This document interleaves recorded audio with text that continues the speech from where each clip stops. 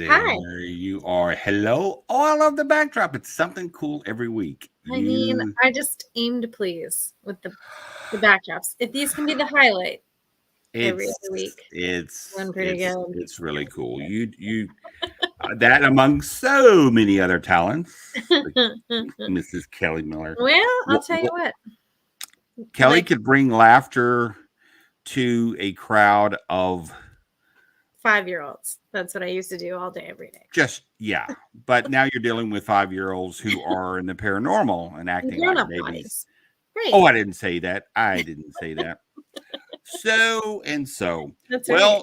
Well, look at the weekend paranormal. Well, wow and wow.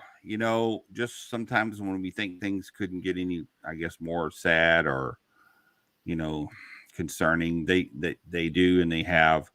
Um, I guess between so much of it, my thought is and even prayers, with things coming back or getting picked up again, I think it's a great thing. Things that don't, I really hope that folks get to be on a platform somewhere where they can continue the love of their fans and do what they do.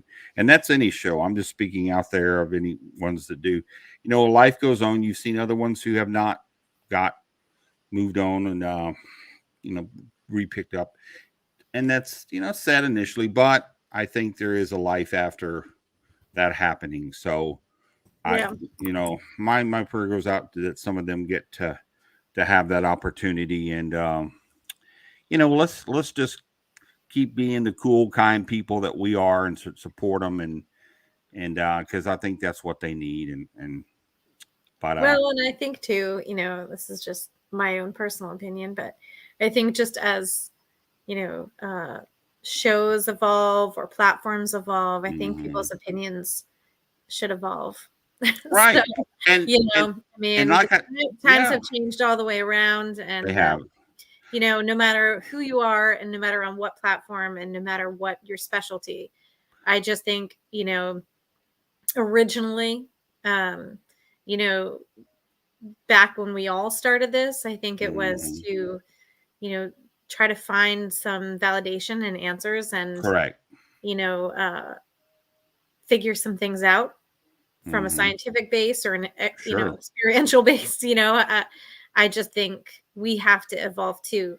If we try to stay in the Hmm. same mindset that we've always been, I think we're going to miss out on quite a few things. So Yeah, and talking to a friend today, that's exactly kind of how we went it. And then the other thing that was so well spoken is it when those things happen, it opens the door for some other bright, great up and coming people in the business mhm. to get out there and have an opportunity for them because there's like I said, only about 5% of the people out there in the world of paranormal, or on TV or have shows or have that. So think of the 95% that don't. So look at all the talent that's out there that's not getting that opportunity. I Right. think sometimes that's by design that some get, you know, close, that moved on, and then there's other ones that get opportunities. So, maybe if we look at it that way. Yeah. But I will tell you, speaking of very cool stuff tonight, Very I cool. will tell you, Jason. if those of you who are into horror and things of the sort, we always said with this show, we're bringing in people that contribute other things in the world of between UFOs, paranormal, and yes, we've even bridged that kind of that gap between horror. Because tonight we're going to look at some things as to how that possible relevance is to what we do in the paranormal and even in the psyche is how that could be something that is a possibility.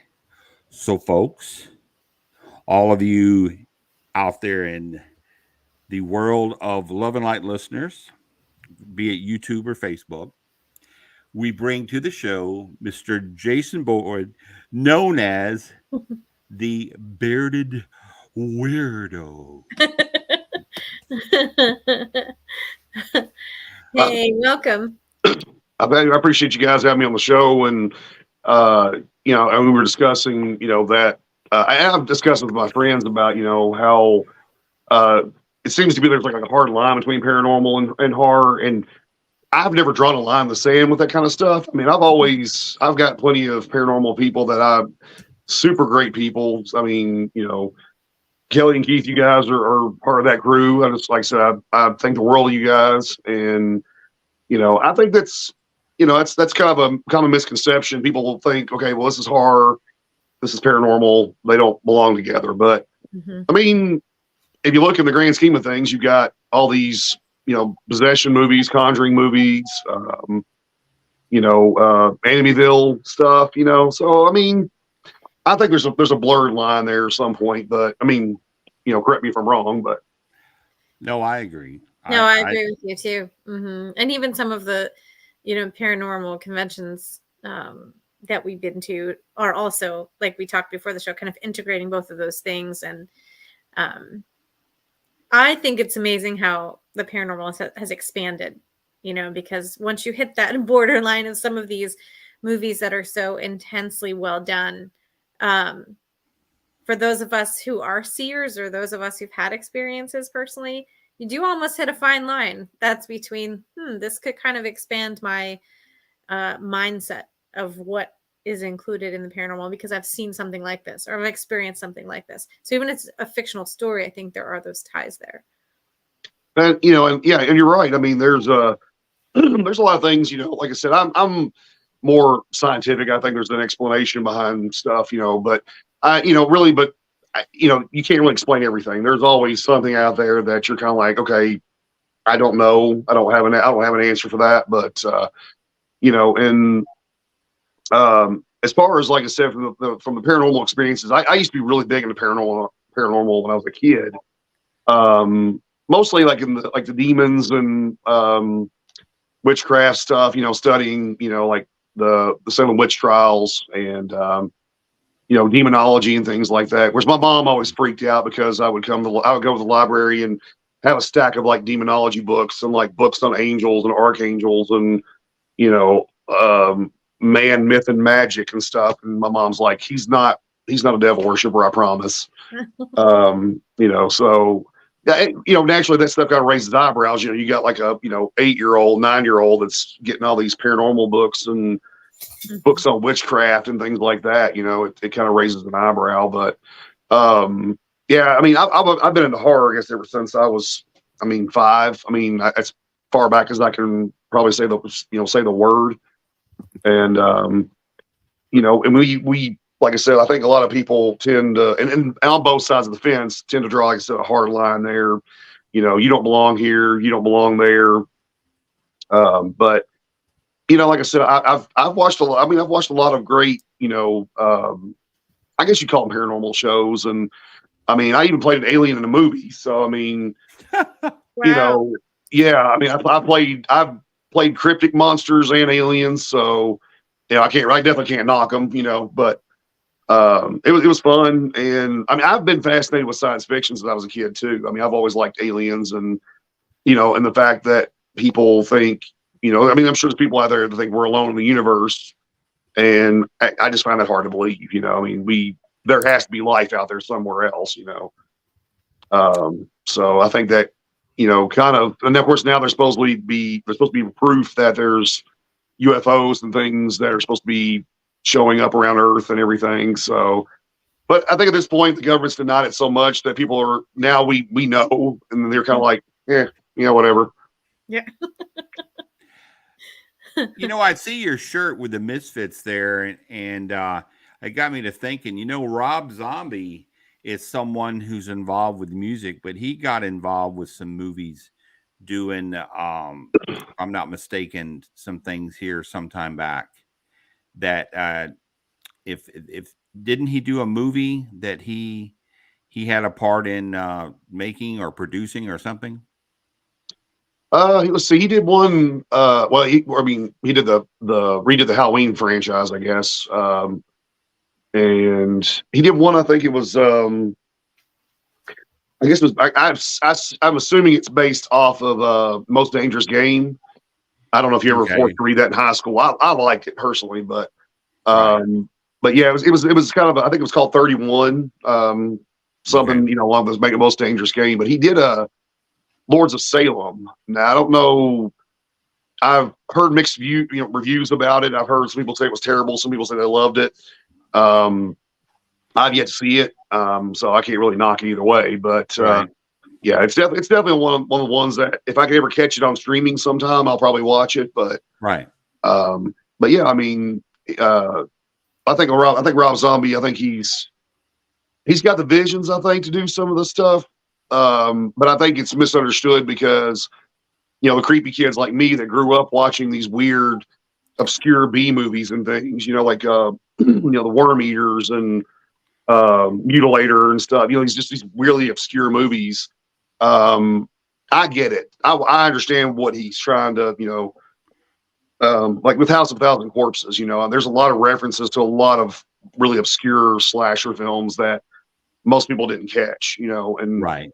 again, I used to sneak up, when I was, 6, 7, 8 years old and watch this stuff on these old UHF stations, many, many moons ago, many millennia ago, it feels like. But yeah, I mean, I think he's pretty diverse in what as far as what he directs and what he likes. Mhm. And I hope to see him go more back to his roots and do more of the slasher stuff and like more of the homage to like the older, 70s, maybe late 60s, early 70s slasher films, Right. torture type exploitation stuff. Do you have favorites of your own? Like, what are your favorite films? Because unfortunately, I'm not seeing our comments in our live chat. I'm not sure why it's not happened before. However, I am watching them on Facebook, and so people are really chiming in and saying, that their horror movies are their favorites and things like that. So I was curious what your favorites were. Maybe you can recommend some new ones. Well, I don't know. As far as I guess if you break it down by genre, I mean like subgenres, I suppose. But I've always been a big fan of the Friday 13th, at least till I don't know, probably about part 4. After a certain point, it kind of got a little redundant. I like Michael Myers. Huge fan of Night of the Living Dead, Dawn of the Dead, the Romero universe. And I'm actually friends with a lot of the cast that was in a lot of the Romero films and stuff. It's super exciting to watch them, post stills and like behind the scenes footage and stuff, of the movies and that I grew up watching. And I would say probably Night of the Living Dead is probably hands down one of my favorite ones because that movie scared the Jesus out of me as a kid. Just because my dad let me sneak up and watch it, which is unusual because he was always, he'd be in bed by 8 o'clock, in the house that we lived in at the time, the whole front living room was from floor to ceiling windows. And I'm thinking, oh my God, how are we going to, if zombies actually happen, like, how are we going to stop them? Because our whole front living room is nothing but windows. I can just walk right through it, things you stress about as a kid, like zombies, Right. it's not school, not ride your bike. It's zombies. That's what you stress about. But Yeah. it's but I'm that really kind of kickstarted my love of zombies, and I hope to actually be in a zombie movie one day. Like I said, I've been in just about everything, but it seemed like, but I hope I keep hope alive. I'll be in a zombie movie, whether I'm a zombie or get killed, whatever. I'm just happy just to be in one. So at this point. So what were the other films that you were in? You just said that you played an alien in Cryptid, right? So Yeah, I actually played. We had a movie called Sharks of the Corn. It was directed by the legendary Tim Ritter. He did actually do one of my favorite. I guess you call it a slasher, pseudo zombie movie, Killing Spree, and it's about a guy that he thinks his wife is cheating on him, and she writes these like really detailed stories about like these affairs. So he goes and kills these guys that he thinks she's having an affair with. Well, come to find out, she's moonlighting as a romance novelist, and these stories are just made up. And so all the people that he's killed come back to try to kill him as zombies. Great movie, like I said. It's an awesome flick, and it was really a privilege to work with Tim on that Sharks of the Corn. We were given a very limited budget, so we had to kind of like improvise, and I use that very, very loosely, very liberal. So I played, I think we counted 9 roles, I think, total for me. I played a commando, I played an alien, shark, monster thing, Bigfoot.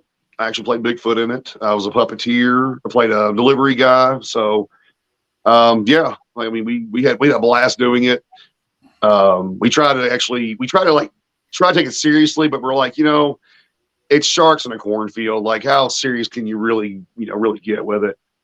But yeah, I mean, Tim was super awesome to work with. Stuff like, so we all had a blast doing it, and then we were tasked with a project. I believe it was Donald Farmer, I think, was shooting a movie called Catnado, and I guess it's kind of like I guess you'd say like kind of like a creep show, sort of like there's multiple stories that tie into one. And I actually got killed by a cat in this one. And yeah, that was fun because it took me probably at least a week to get all the blood stains out of my jacket and everything. So didn't think at that point in time, hey, don't wear my favorite jacket to get killed by a cat with. So, and then live and learn. Yeah. And fake blood does not come out easily. So especially on leather. And I played a perverted security guard in another film, which is yet to be released. I think Tim was still working on this one, but yeah, I get murdered by a mistress and a robot. So so stay tuned for that one. Disemboweled, Oh. You guys already filmed though? You're done with that one? Yeah, I think he was. I think it was kind of a side project of his that he was working on. So I don't know. Like, I don't know if he has a tentative set date or anything on that one. But the Sharks, you can actually watch it. It's on just about every streaming platform out there. Okay. I know it was on Tubi at one point in time. It's on Amazon Prime. You might be able to find it on YouTube. I don't know, but and definitely go in there watching it with an open mind. Do not take it seriously because we didn't. So that's the backstory for those people in the chat. Now you can see it on any of those platforms with the. Okay, so I guess really this is kind of what we were talking about with the horror and the paranormal mesh with sharks because excuse me, we had cryptic, the cryptic, Bigfoot. We had aliens in there, which I was like I said, I played a shark alien thing or whatever. There was supposed to be some kind of mysticism, backstory with like a killer and like summoning after somebody sacrifices, it summons the shark, goddess and god, whatever. So I guess there's kind of some elements in there paranormal, I suppose. I mean, I really thought about it, but we were trying to excuse me. We were trying to, I guess, try to play on different types of angles because at that point in time, sharks were popular. People wanted shark movies. There was Toilet Shark, there was House Shark, there's Pool Shark, there's Amityville Shark, Franken Shark. There was so many of them, and so we were trying to figure out a way to get our fingers in the pie there at that point, and so we come up with Sharks of the Corn, and of course it's a play on. It's supposed to be Stephen King, Sharks or Children of the Corn. So yeah, like I said, we tell people all the time, and some people, like I said, they know that we were just goofing off and just having fun doing it. So they, I think, come to more appreciate it as opposed to us thinking we're taking it seriously here. Well, I would hope not. And when like you said, it's sharks in the cornfield. I mean, that they wouldn't just be something to just be a pure fun flick just to hang out, laugh, and then there you go. But you had me at the toilet shark. Yeah. Yeah. Your alley, buddy. Yeah. There's Shark Exorcist out there. I mean, like I said, if you can throw a title with shark in it somewhere, it's probably been made or it's probably being made. I think now the rage is Amityville. I think they were doing like Amityville stuff, and they actually had an Amityville zombie movie. I'm actually friends with some of the cast of that, and it was actually a really good movie. I'm not exactly sure what the Amityville part had to do with the zombie movie part of it, but it was. I mean, the movie itself was really cool. But yeah, they started. I guess Amityville. I guess they got these kicks where things become popular at this point in time, so they have to like shoot as many movies as they can that centers around that particular genre, I guess. And it's I guess it feels like you're beating a dead horse after you go to Walmart and you see 16, 18 Amityville, insert random title into it, then people are kind of like, okay, we're tired of this. Let's move on to something else. So I think we got a question for you. We do have a question. Yeah. We actually have two questions.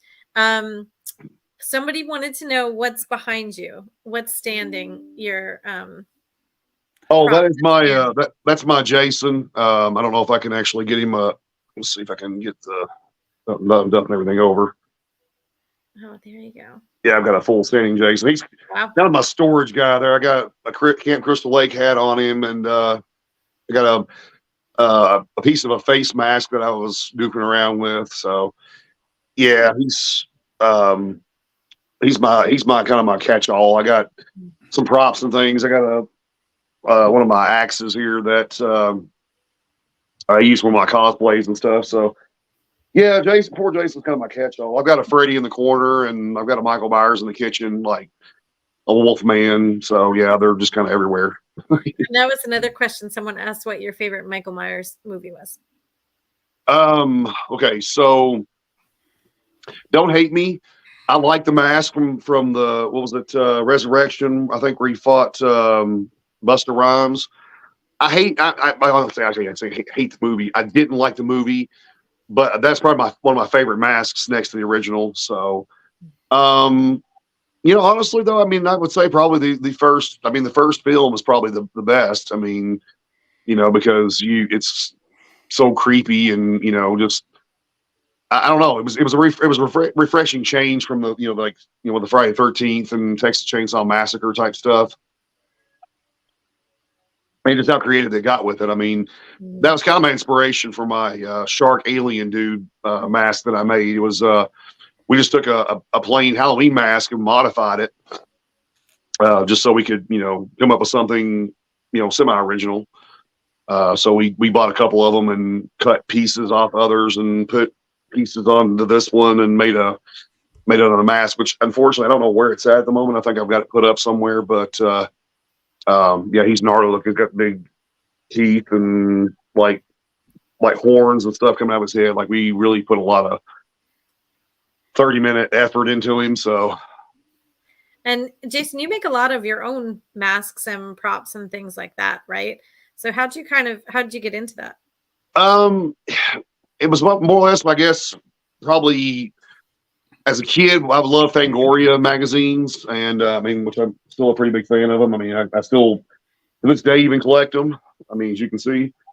But they used to have all these like makeup tutorials and stuff on there. Tom Savini and Greg Nicotero, and they used to have they would show like behind the scenes of like how they do like the machete hit from Friday the 13th, or cutting somebody's finger off, or cutting a hand off, or Maniac when Tom Savini jumps on the hood of the car with a shotgun and blows the guy's head off and everything, and Dawn of the Dead, so all that stuff was like I was just completely blown away by the realism and everything. So as a kid, I started actually working on Star Wars masks, and I made a Gamoran guard, Reeves, I think is his name. He's the dude with the three eyeballs. Greedo and somebody else. And my friends and I, we used to love playing Star Wars. So we would go out in my backyard and wear these masks and carry our blasters around, playing Star Wars. So and then unfortunately, we were at that point in time. It was lunchtime, so we just threw our masks on on top of the dryer, not thinking about it. So we went and eat lunch. My mom turns the dryer on, and if you guys remember the old school dryers, they just radiated heat, and so I just Yeah. kind of just fused them all into one big blob of latex. And so that was pretty devastating. But I kind of really stuck to making zombies and stuff after that point because those are pretty easy. One scary mask all melted together. Yeah, It's a super mix. I mean, I probably could have submitted it into the Star Wars group and been like, hey, here's a new Aliens, a Greedo, Reese, Yeah. Gamoran Guard, monstrosity the meltdown monster. You could have kept it for some sort of mutant feature, right? Yeah, it was kind of like the Star Wars versus the Thing at this point. So I got a neighbor that looks like that. So gosh. Those are things that I don't know if you should say it out loud, really. Well, I didn't say late, who. everyone, but yeah.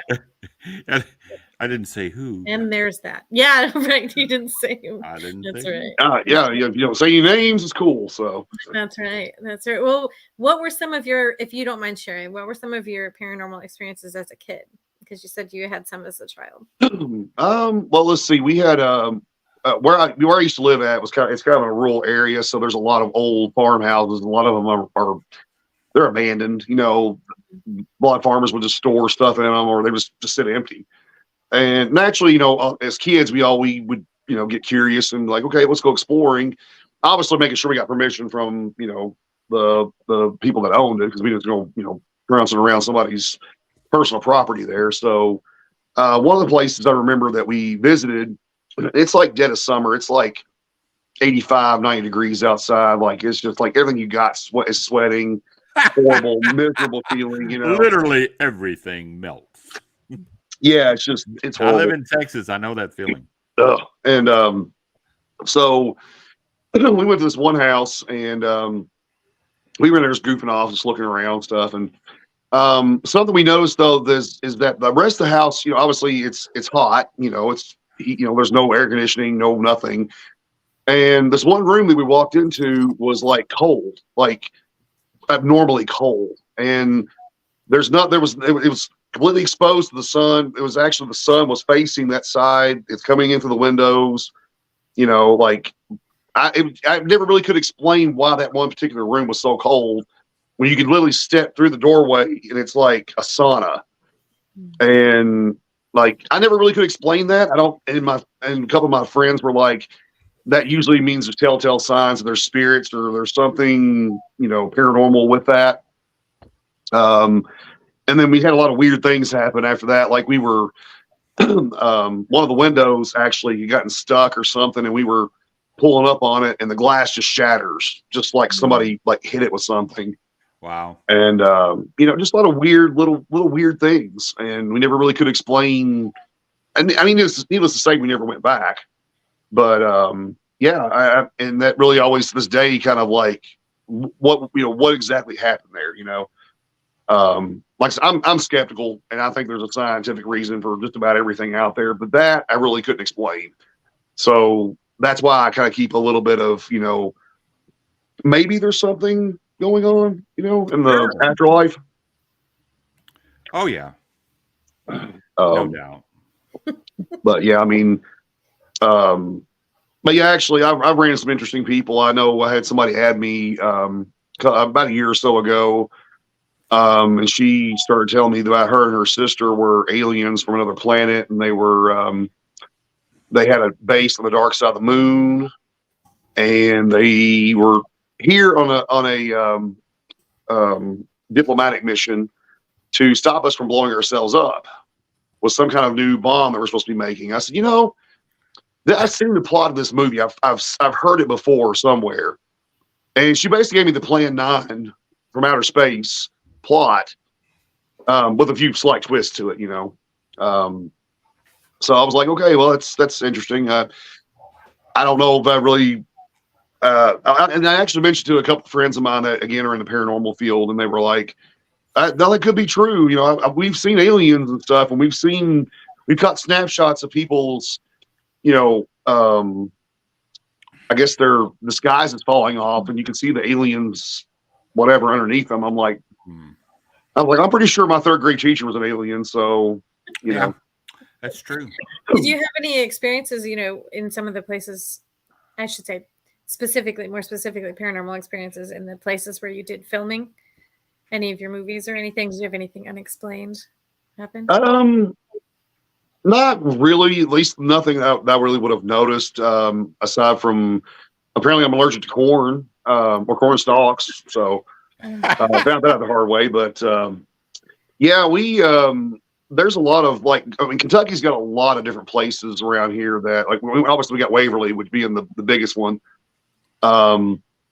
There's actually a couple of cryptid. I'm saying that word right. Cryptozoology places around Kentucky. One actually it's actually on my list to visit. It's somewhere I want to say in closer to eastern Kentucky. Supposedly there's a sort of I guess a missing link, a sort of Bigfoot type creature that lives out through there somewhere. Hmm. There's a cave, and it's supposed to be the creature supposed to be like all white, and I guess basically an albino Bigfoot. So I like the monster part of things. So if I could catch a real life monster, that would just thrill me to death. If it didn't kill me first. So what are your feelings on the Mothman or the New Jersey Devil or anything Or like Dog that? Man, even. Yeah, or Dogman, things like that. I think that stuff I think it's fascinating. Like I said, the cryptozoology part of it fascinates me. And I remember as a kid, I studied. I think this was in England.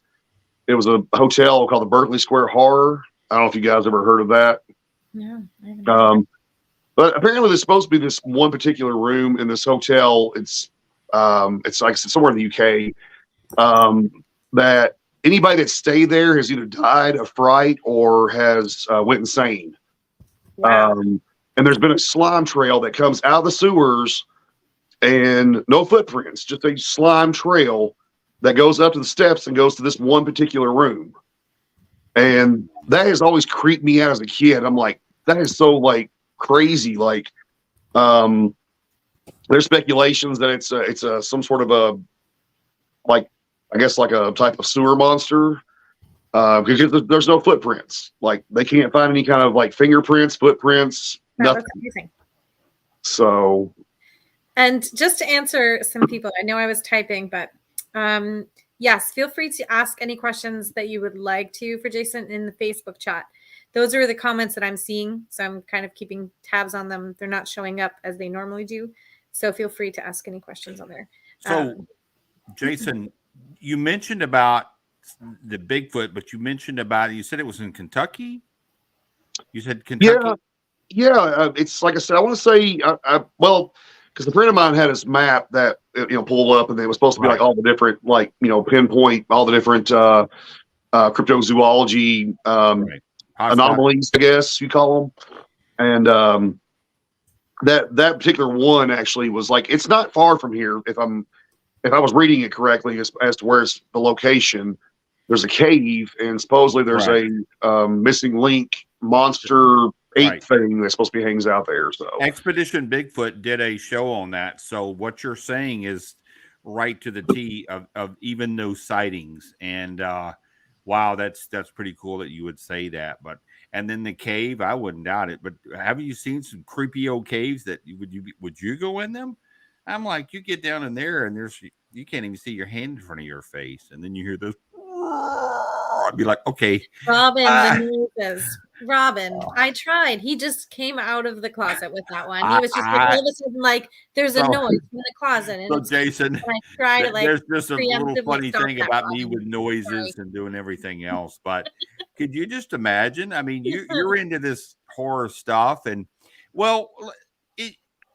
that's one of the things I was going to ask with it.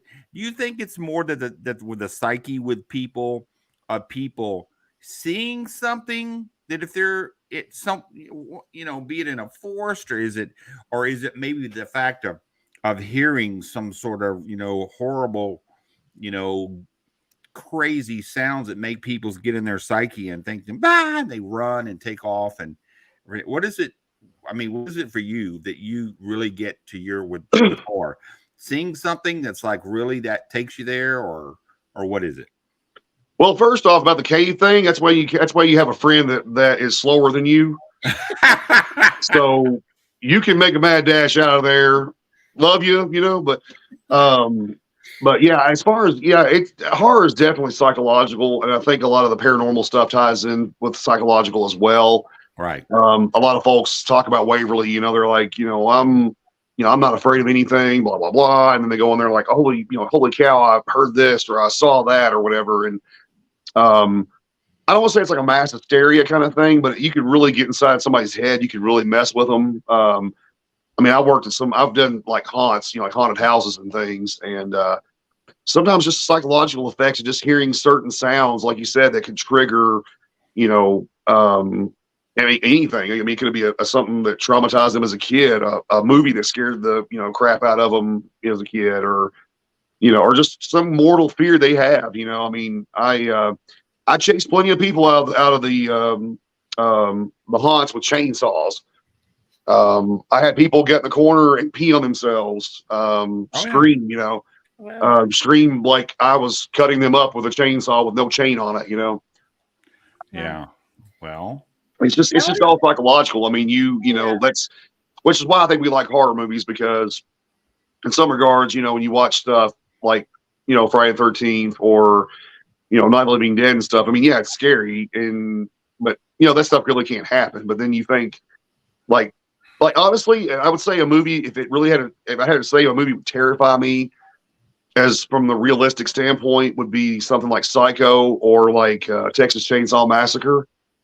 Because, I mean, those movies are loosely based on actual, serial killers. And, of course, I mean, I've got tons of friends of mine that are into the serial killer aspect of things, and they like the, studying about Ed Gein and John Wayne Gacy, and which, some of these horror characters are loosely based off of. right. So I think that's more of the psychological part of things, is because this guy could live next door to you. This guy could be your old gym teacher, like you don't know. And somebody commented a while back, they said that, you're driving through a neighborhood or something of like, like 1 of 10 houses might have bodies buried underneath it or something, something crazy. And you don't think about the kind of stuff until you're driving by looking at every house going, that one's got a body buried underneath it. I know it. Some of them are just because of where their locations, that they don't do their due diligence. And there's actually been, in fact, they talk about the Poltergeist movie was loosely based on the fact with some truths that the subdivision was built in an area where there was, and they quickly put in and did that. And then, there you go. So, and it's possible. The city of San Antonio built on the dead and all the buildings. That's why people get pictures of people that are not of the living in their photos. So I think Kelly may have another question or something. Yeah, I was going to ask too. If somebody, I know there's some people in one of the chats that are kind of into beginning to make some of their own props or do some of their own makeup for these videos, and like if they're doing mini filming or if they're doing movies, something like that. Are there some tips that you can give people who are kind of starting out that would be, or maybe just all the Halloween lovers who make their own props every year for their costumes? Are there any tips that you can give that kind of help someone who just wants to start with that sort of thing? Really, honestly, people could save themselves just a butt ton of money by using simple household items, especially when it comes to like props. I built a lot of my props. Well, not these guys here, but I've got a few that I've built using PVC pipe, chicken wire. You can literally build an entire skeletal structure for, I don't know, maybe less than $10. Well, at that point in time, I know inflation and all that, but yeah, you can build an entire skeletal structure, and you can build one of these guys. You build your own Wolfman. If you want to get really intricate into it, you can put joints on the PVC, so you can make them where they can move. As far as like special effects type things, it's all visuals. If you're going for like a picture type effect, it's all visuals. It's all smoke and mirrors, I like to say. Um, corn syrup and red food coloring actually make the best blood. I recommend putting it on anything that you want to wear again. So just for that note, and like it's like I don't really buy much latex and stuff because it's so daggone high right now. And I know there's certain like caveats that you have to do with like storing it and everything. I used to buy there was a place here in Lexington that I used to go by when I was younger, but of course obviously that place is long gone, and now you have to get it shipped from wherever. And I was certain temperature restrictions and things. But yeah, I mean, if you're looking to build your own props and stuff, like I remember when I was a kid, we used to take old farm clothes and stuff them with leaves and everything, make our own dummies. And I thought, well, let's take it up a notch. Let's take some PVC pipe, chicken wire. We can make us a little, standing figure or whatever. Some people take, like, I actually have an idea about some, my little vacuum form masks that I have, which I don't seem to have any laying around at this point in time. But I was actually thinking about making some like little trick or treater type kid, props or whatever, just to just play around with. But use your imagination. I mean, go wild. Like if there's something that you keep working on it. Just because you have an effect that you're like, it doesn't look real or it doesn't look like keep working on it. Trust me, I have tried and failed many, many times before I actually achieved the whatever I'm trying to do. The mask that I want to make, or the type of slitting throat effect or whatever, or stabbing something through my eye or whatever. It just, like I said, it just takes time and a lot of imagination. There's of course a ton of tutorials now. I mean, back when I was a kid, you had to use books. Like you had to hope you could find some kind of book on something and hope that it had what you wanted in it. Now you could YouTube anything. Like that's so awesome to me. I mean, like you got all these people out here that, the possible future Tom Savini could be out here, watching YouTube tutorials right now and can make his debut in the next big horror film. So you think that's one of the best resources for people, especially when they want to learn to do like, makeup and things like that? Is that the best resource, or do you have another resource for, those who want to learn maybe the prosthetic aspect? I still have a lot of my old special effects books that I have, and I've got photos and things, stuff that I've like said goofed around as a kid and took pictures of, and try to like write down the back of it what I used. But like I said, you can use a lot of simple household things like trying to think right off the top of my head. Cotton actually works for a lot of bubbly, like gross pustules and things. You could use like was it baking soda and salt you can make plaster out of that, and you can do like if you're doing a quick shot, you can kind of make like a quick head out of it, and then do like a quick bullet hole or something, and then have the head explode. Just little goofy things like that. And they don't cost any. It doesn't cost anything to make, other than your time. And it's stuff you can find at Kroger for next to nothing. But yeah, there's a lot of awesome tutorials on YouTube and stuff. And then I've got a lot of friends of mine on Facebook that do some really, really gnarly looking tutorials and stuff. And and people ask me all the time. I'm like, I really haven't done it in years. Like I said, I do it like if somebody asks me for like a movie or something, or they'll ask me for like a practical effect. But yeah, I'm kind of it's just so time consuming, and I'm old and I throw my back out getting my clothes out the dryer now. So I can imagine me trying to do some kind of I understand. We got one of our friends in the chat, Wes Coleman, that speaks of, we've talked about sharks and other things. Now that the comments are coming through, the chat has a mind of its own now. We can't keep up. Wes Coleman has brought up the fact about a crazy monster attacking sheep. He would like to put in a request, apparently, for some I think that it's possible if you think about it. You get the little guy out in the field, and and the sheep comes in and drags him across the farm. And then someone says, "Has anybody seen the farmer? Where's the farmer?" Robin. "Oh, I don't know." Sounds And wrong. then it's I mean, I think it would be cool. You think about it, they're already out there and you pushing those sheep. They don't like it. The dog's making them mad, running them around. So he takes revenge. Revenge of the sheep.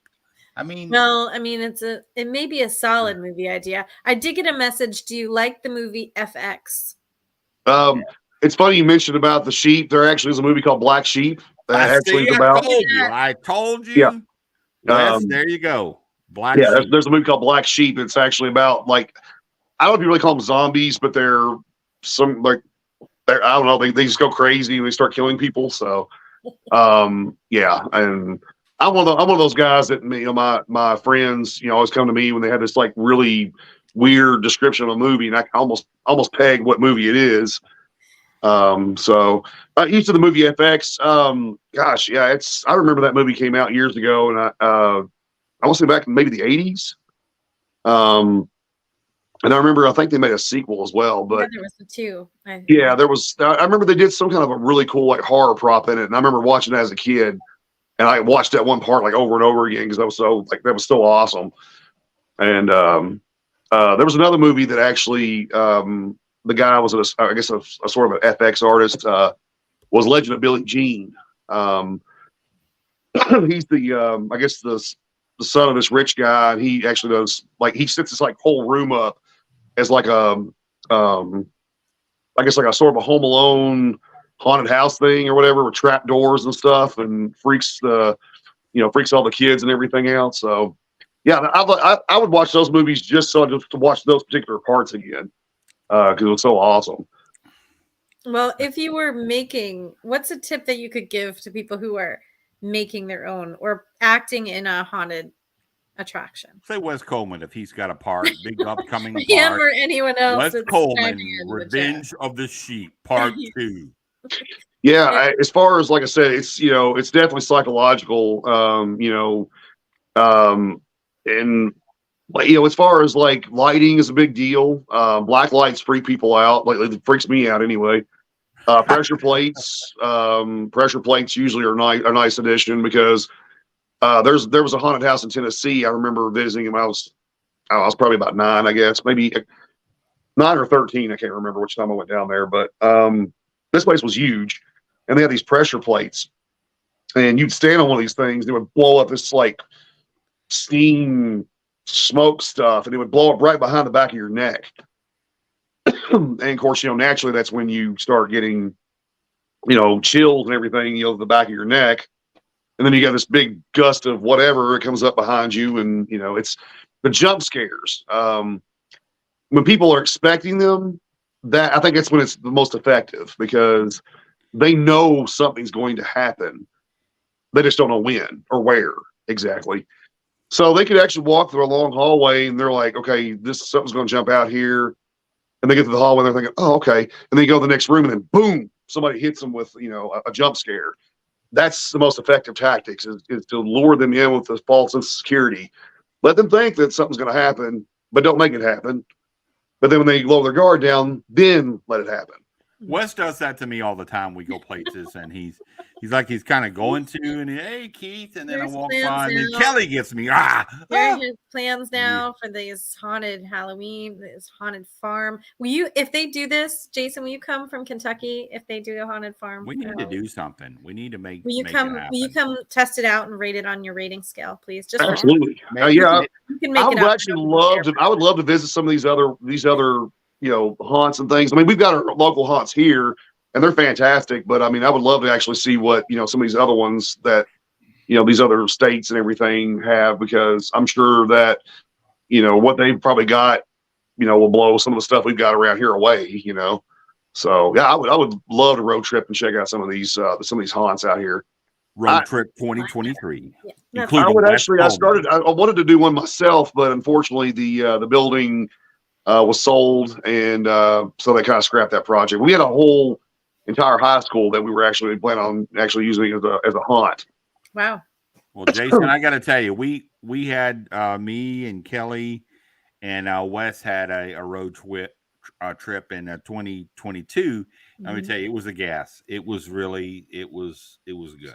We had a good Yeah, time. yeah, that's fun. Road tripping's fun.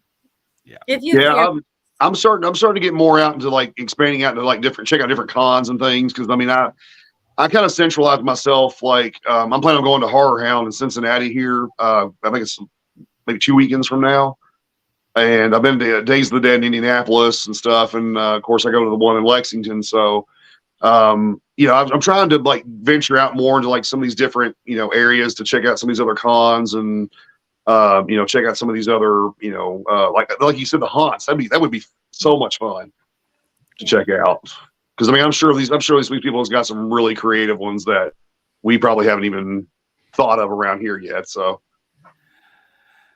Well, 2023, I think me and Kelly have talked, and hey, if we can get out there and go to some, just man, there's so you think, man, that's a bucket list. I want to go there. I want to go there, and so I'm thinking that once some things get all wrapped up here Oh, very Steve soon. talks about okay. Oh, what's this guy? This Lincoln Taverns Halloween. I didn't Lincoln even hear Tavern. that one. Okay, all Oh, right. we may That's need in to get a hold of Pennsylvania. this guy. This guy right here.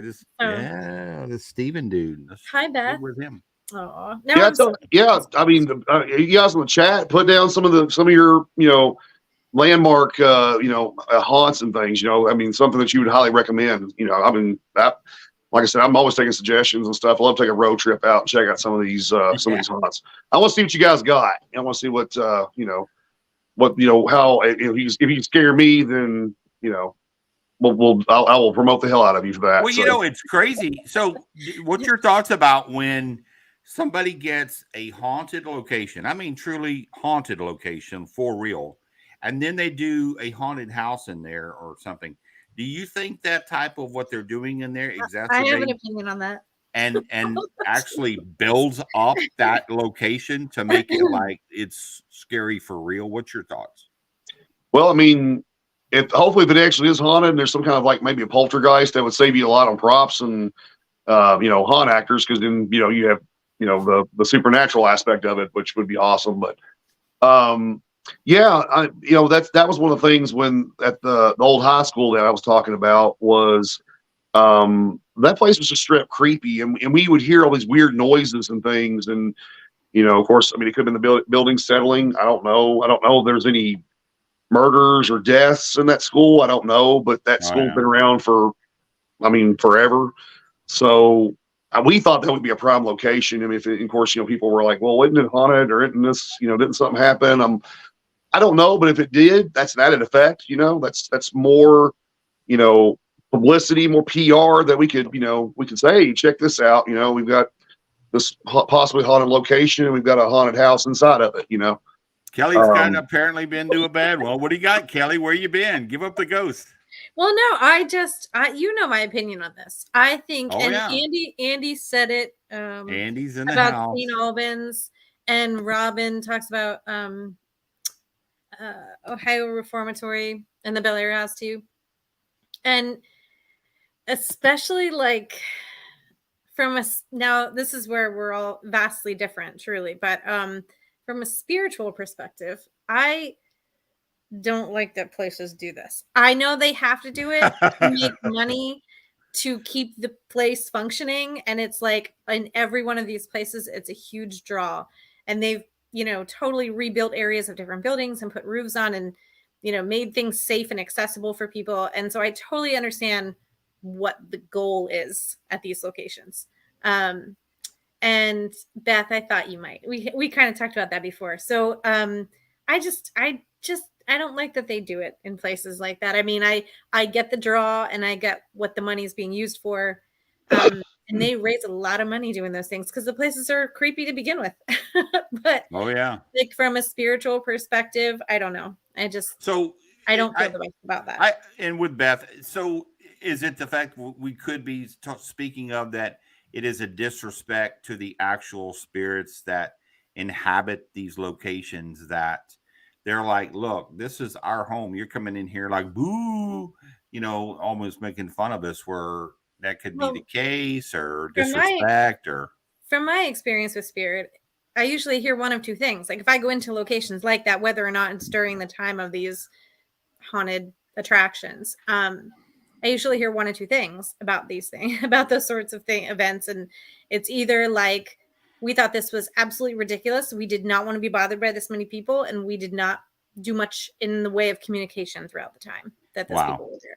Or they express it. It's kind of like a human being triggered to relive a post-traumatic stress. Oh, okay. So, I got you.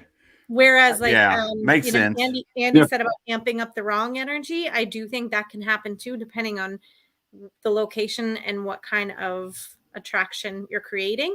But again, I think it's all in like the intention of what you're going in there for and what you're using and, you know, what happened at that location in the past. But yeah, because you brought up that good point, and if you do take that and put it back into the building, and you try to maybe go in before and say, look, this money goes back to the building where you inhabit. We're we're going to make it very sure that we keep it respectful and that there's just that type. Now, if you do catch people there that are conjuring or doing some sort of Ouija boards or other stuff, you do have to say, look, we're not going to allow that. That's not going to happen. Yeah. And somebody put a sanitarium in there, you know, and which I think, like, I mean, obviously it's what Waverly is here in Louisville, but you know, yeah, I think though that I could see being, you know, kind of a dangerous ground, I guess. Well, and I was there this past summer actually at Waverly, and they do part of, like, they have an attraction in part of that location, right? For Halloween, they don't use the whole thing, but they have part of it as an attraction, don't they? Yeah, I think they actually have done something with it. I've only been up there maybe once or twice. I may have been inebriated one of those times, so I don't remember much about that. But you can neither confirm nor deny. Yeah. So some of the shenanigans could have been me, but Robin says they do. Okay, thank you, Robin. But yeah, I mean, but now, like, we have a hospital that is actually one of the hospitals that we had acquired when I worked for the hospital here where I live. And they supposedly the whole like second floor is like haunted. They said that that people hear doors slamming all the time. They hear moans and groans, and I said, well, when I worked there, it could have been me because, you know, I'm old and I've had a hard time getting up the steps. But yeah, I know how you feel. But some of the people there actually were talking about that. And they said, you know, they hear, like, especially the night nurses, you know, they say that because the second floor is not used for anything now. It's abandoned, or at least it was. And yeah, they said they would hear like moaning and like they would hear stuff, you know, people like shuffling, like feet shuffling around, doors slamming, lights would flicker, just, you know, all kinds of weird stuff up there. But that hospital looks kind of creepy anyway, so it would not surprise me if there was something going on up there. But yeah. Well, that's why I wonder. That's why I asked you what I did about, you know, when you were filming different places, if you ever had those experiences, because I mean, honestly, sometimes, as we all know who've investigated, you have some of the best experiences when you're just having normal everyday conversation, or you're moving, you know, throughout the location without stopping and actually trying. So and that kind of makes me think of that movie Twice Dead. And they actually got on Tubi here not too long ago. I remember watching that 1988, I think, when it came out. And it's about a ghost of a actor that committed suicide, and he initially tries to drive the family out of the house, but then he ends up helping the family out because there's like a gang of bad guys that are trying to come in and, you know, do bad guy stuff and everything. So it's one of the few paranormal films I actually like. I've liked it since I was a kid.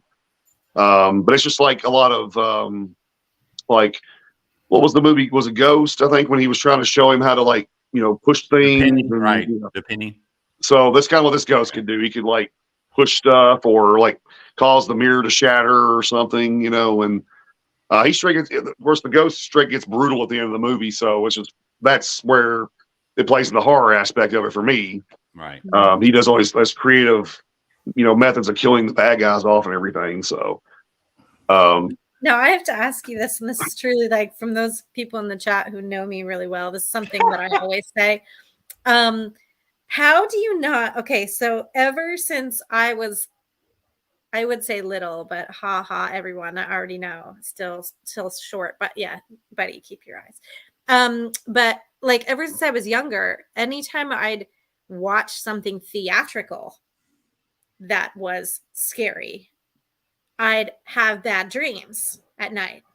Oh I mean, I yeah. can see dead people all day long, but like if I'm sitting and watching a movie like some of the ones you mentioned, I go to sleep and I have bad dreams afterwards. Has that ever, like, how do you separate that? Or is that just something that's always come naturally to you? I know that doesn't happen to everyone and it's just maybe me, but that's something I always consider before I pick one to watch. Yeah, I mean, like I said, I guess when I was a kid, there was probably a few that I would say that probably did, I guess what do you call it, lucid dream, so I can actually control what I dream. So that actually helped me, major league. That was a game changer whenever I was younger. So I've had all kinds of cool like horror movie, mash up, dreams or whatever with me in them. So, but yeah, I mean, I mean, most of the dreams I can remember that vividly remember, were actually horror movie inspired. They were actually something I saw or experienced that just really bothered me, I guess. And, yeah, I mean, I'm trying to think if there's something. I would say probably one of the movies that really disturbs me even to this day is probably Gates of Hell. Just because I know how the special effects were done in it. So that's one of the major like view factors of that movie for me. But that one I'd say would probably be something I would say probably did give me nightmares as a kid. Now that I think about it, because all the stuff that happened in it. If you got a weak stomach, I don't recommend watching it. So, but if you are in Italian cinema, zombies, and the Gates of Hell and all that stuff, then yes, go watch it. But yeah, if you got a weak stomach, don't, and especially don't eat while you watch it. Yeah. So. I'll leave that one to you then, Keith. I'll read the clip notes. So, and Beth, we're like one mind, Beth. Yes, I agree. I only watch them if someone's with me also, and it depends on which one. Well, there are so many people that have made comments tonight. So glad we can. I can see all their comments now. The big thing is how do we reach out and get a hold of the one, the only? Yeah, or see which cons you're going to be at. How do we give us your platform? How do we follow you? How do we get in touch with you? I've actually got a Facebook page. It's got the Bearded Weirdo, and it's I guess my public figure page or whatever you want to call it. So I mean, people can message. You can message me on there. You can comment on stuff. I mean, I don't mind if people want to message me on Facebook, or if you want to add me on Facebook, if you got mutual friends or whatever. I mean, yeah, like I said, I'm always up, for meeting new friends and everything. I know as far as from a paranormal and horror standpoint, there's a lot of bad apples out there. So I usually try to give everybody the benefit of the doubt. Yeah. I know there's some bad apples out there, but we understand that. Yeah. So I try to be friends with everybody. I try to get along with everybody. I'm sure probably you guys have probably seen some of my rants about some of the stuff that I ran into with somebody spamming me or trying to add me to a group I don't want to be a part of or something. Yeah. They put at all, and it's everybody that's in there. I totally agree. Well, folks, I hope you real big tonight. Did you enjoy the show? A little something different, I know, and thank you something so much different. I mean, I kind of went into this with thoughts like, wonder what's, but looking at it and the fun, and then how we kind of tied some things together together, and then hey, the gallery of the fun over here, the gallery of the dead. They never let us down in the comments. We Sheepshifters, the movie, The Goats Return, Part 3. What was that? Sheep Squatch? Is that what they call that? The cryptid monster, the Sheep Squatch? Oh, I don't know, but I think it's a winner. Get with Wes Coleman out there. Wes Coleman in the house. He'll probably that one together. This guy, this man in the paranormal world. He's out there. He's played parts at Paracons of pilots and fighter pilots. And well, if you guys are gamers, there's if you ever played a game called Fallout 76 on the PC, I think they may have it on consoles. It is very heavily the cryptozoology inspired. There's the Grafton Monster. There's the Mothman, Sheep Squatch. Oh yeah, The we identified where this possibly came from. Leave it to It Andy. says He figured it out. Wendigo. the mountain monsters possibly came up with there's a sheep squatch, which if you watch the mountain monsters people or follow them, see what you think. But I think there's legends in almost every town, right? Every town has a legend of something. Yeah. Grandpa saw something back in the early 1900s, and there's the legend, myth or fact. So, who knows? My hometown is actually the first established town in Kentucky. So there's a lot of history behind that, and there's a gigantic fort in the middle of town, big wooden fort. I think, somebody correct me if I'm wrong, but I think the spot where Daniel Boone died, or something happened with Daniel Boone, is there. Right off Main Street. So I mean, there's a lot of like history behind that. So I'm sure, like I said, being, if a medium wanted to show up there and explore that area, they'd probably find all kinds of cool stuff there. I wouldn't doubt it. Kelly, road trip. Sounds like a road trip. Road trip. Well, I tell you what, man, how much fun could you have an hour? Thank you, Stephen and Post, for watching. Thank you. Some more folks jumping on that are guests with us and stuff. That's ready to go. We got a way to be able to get a hold of you. But if you're able to hang out in our spooky, haunted little backstage green room, so haunted. We have caviar and some drinks back there. Just hold out for a minute until we close out the show. I had no idea we had that stuff back there. Just give me some nachos and beer. I'll be happy. So hang out for just a minute. And we'll close out the show and we'll get back with you. Okay, thanks, Jason. Oh. So, folks, so much fun. There were all these things that I didn't know. Something different, right? Something different. But look how much fun we got a chance to hear about the whole world of the scaries and monsters, and maybe how that ties in. And it's like, that's a very cool thing. I take great fun in that for sure. If we have just a second, I wanted to put something out there that I noticed this week, and just to say, so with Kelly and me being about love and light, and just trying to share a little kindness to folks. Folks, we have opportunities where we share some of our data out there on social media. And I saw a very nice lady put something out about Gettysburg and a possible full apparition. And I saw that, and she was very adamant about the fact that she was with her team, and that something that was in the photo was in fact not a living person that got that was in the picture.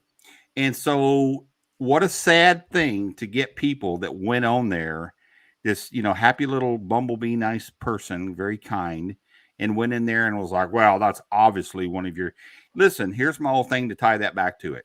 If you weren't there, then you probably don't know.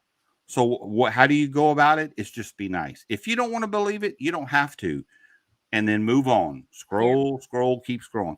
But being mean, is that the case? That's so unkind. So unkind. Mm-hmm. And it's one of the reasons somebody in my not too distant past would ask me all the time, well, why don't you put your data on there? Because I have a tongue that I will quickly say how I feel. So I just get to where I don't put it on there at all. The people that were there with me and I share it with, and possibly in person when I show you stuff, but I don't have the tongue to be able to hold back when people are mean and talk mean to my team or friends. I will say something. So that's that. So just be nice. It doesn't take but a hot second just to be nice and say, wow, great catch. Mm-hmm. So anyway. And we're going to jump back into the paranormal a little bit more along the lines of, how can you say normal paranormal? Typical paranormal? How do you know what I'm trying to say? So we're going to jump back into those lines for our guest in 2 weeks, but not too far in location from where Jason is. So we may hear about some more locations that are kind of new ones and may have to go on the road trip list. And we are super hard working on getting some other really cool, super cool, amazingly cool people on the show. It takes a little bit of time when you go up more and more and more up. Well, we Uh, also have a few events coming up this year, and some and events. some So speakers are coming on to join us and giving us some brand new visitors and yeah. some new So events too. So we that's hope exciting. you enjoy that. So Yeah. we hope you enjoyed the show tonight. Put up Yeah. with my shenanigans, Kelly's beauty and humor, and getting to have Oh, her boy. fun and stuff. Oh And my goodness. otherwise, thank you so much. Have a good night, everybody, 2 and we'll see you weeks. in 2 weeks. Good night.